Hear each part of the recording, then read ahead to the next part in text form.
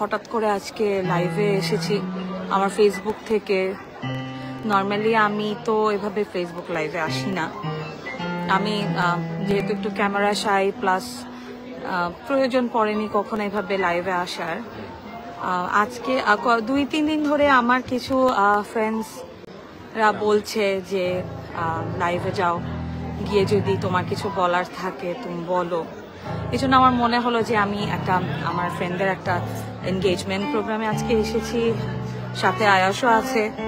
তো আমি ভাবলাম যে ওয়াই নট এখানে কিছু বলি, যদি আমার বেশি কিছু বলার নেই। কারণ যারা আমাকে চেনে তারা সবাই জানে যে আমার লাইফের ব্যাপারে, বা মানে আমার লাইফস্টাইলের ব্যাপারে, বা আমার বাচ্চাদের ব্যাপারে, আমি কোথায় থাকি, কিভাবে থাকি, কাদের সাথে থাকি, আয়াসের ব্যাপারে।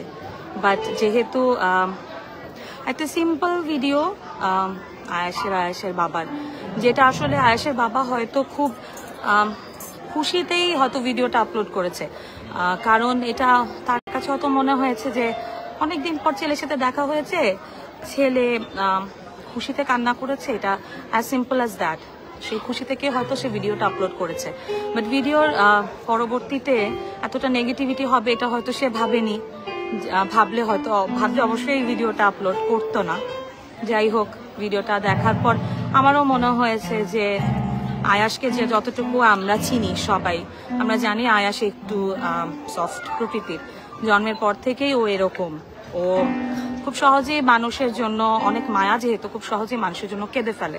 এটা শুধু ওর বাবার জন্য তা না, এটা ওর বোনের জন্য। ওর বোন একবার ভিয়েতনামে আমরা যখন বেড়াতে গিয়েছিলাম, অল্প কিছুক্ষণের জন্য মিসিং হয়ে গিয়েছিল, হারিয়ে গিয়েছিল। তখন আমাদের মধ্যে আয়াস কাঁদতে আয়াস অলমোস্ট ফেইন্ট হওয়ার মতো অবস্থা, ওর ব্রিদিং প্রবলেম শুরু হয়ে গিয়েছিল। সো আয়াস এরকমই, আয়াস লাভস এভরিবডি দ্যাট মাচ যে ওর বহিঃপ্রকাশটাও এরকমই হয়, একটু ইমোশনাল। তার মানে এই না যে সে আনহ্যাপি। একটা মানুষ ইমোশনাল হয়ে বাবাকে 7 মাস পর দেখে কাঁদতেই পারে। সেটার সাথে আসলে ওর হ্যাপিনেস বা আনহ্যাপিনেস কিভাবে জড়িত আমি সেটা বুঝতে পারিনি। যাই হোক, আমি এখানে কোনো ক্ল্যারিফিকেশন করার জন্য আসি নাই। আমি এখানে আসলে আসছি এটা বলার জন্য যে ও তো স্কুলে যায়, ওর জীবনে অপ্রাপ্তি আছে অবশ্যই। বাবা মা একসাথে না থাকাটা একটা অপ্রাপ্তি। এই ব্যাপারে আমি কোনো ক্লারিফিকেশন দিতে চাই না। ডিভোর্সটা তো আসলে কোনো দিক দিয়ে হ্যাপি না। এটা শুধুমাত্র ওর জন্য না, এটা আমার জন্য, ওর বাবার জন্য, পুরো পরিবার, ওর বাবার পরিবার, আমার পরিবার, সবার জন্যই এটা কিন্তু অনেক যন্ত্রণাদায়ক। তারপরও আমরা ডিভোর্স হয়েছে এবং তার পরবর্তীতে আমরা যেভাবে পারি আমরা চেষ্টা করি ওকে ভালো রাখার, ভালো থাকার। আমাদের যতটুকু ওর বাবার, আমার এবং আমাদের দুই পরিবারই কখনো আমরা ওকে কোনো রকমের নেগেটিভিটির মধ্যে ফেলতে চাই না। বাট এখন সামহাও একটা ছোট ভিডিও ক্লিপের কারণে ওকে বিভিন্ন নেগেটিভিটির মধ্যে পড়তে হচ্ছে। আলহামদুলিল্লাহ ও জানেও না, ও বুঝেও না। ওকে হয়তো ওর স্কুলেও কেউ আজ পর্যন্ত কখনো বুলিংয়ের শিকার ওকে হতে হয়নি।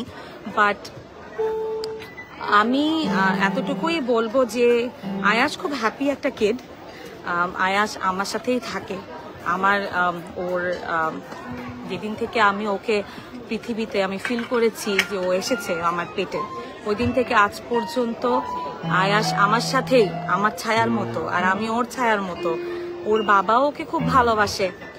ভালোবাসা আসলে বোঝানোর জন্য বা ভালো রাখার জন্য এক ছাদের নিচে থাকার থেকে বেশি জরুরি হচ্ছে একটা শিশুকে শান্তিতে রাখা, নিরাপত্তার মধ্যে রাখা, নেগেটিভিটি থেকে দূরে রাখা, যেটা আমরা চেষ্টা করছি এখন পর্যন্ত করে যেতে। এবং ওর সামনে আসলে আমরা কখনো কোনো আমার ফ্যামিলি বা অপূর্বর ফ্যামিলি, আমরা কেউ কখনো ওকে কোনো নেগেটিভিটির মধ্যে আনার চেষ্টাই করি না। ও আজ পর্যন্ত ওর বাবার ব্যাপারে আমার কাছ থেকে কোনো ডিসরেসপেক্ট বা ওর বাবার কাছ থেকে আমার জন্য কোনো ডিসরেসপেক্ট এগুলো ও দেখেনি।